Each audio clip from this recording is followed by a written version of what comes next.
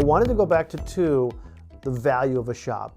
And we hear often that shop owners are oftentimes have a overinflated sense of what the value of their shop is. For example, I have $1 million shop, so I'm going to sell for $1 million easy. And we know that's not the case. Usually it's way overinflated in their mind.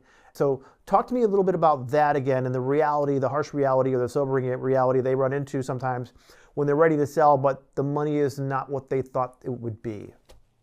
So again, this is a very broad answer. And, a lot of shop owners, honestly, it's timing. If the consolidators are in your market and they're ready to buy up shops in that market, the deals typically can be something that you can't pass on. You can't say no to.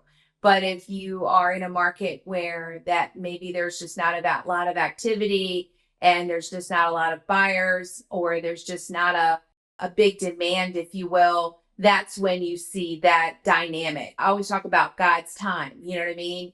And maybe it's not God's time for the deal to happen. Maybe it's something, we have a really, really nice guy that's got a shop out in Texas. Then he's been our client for over 2 years. And we've been telling him, look, be patient. We know some different things that are happening.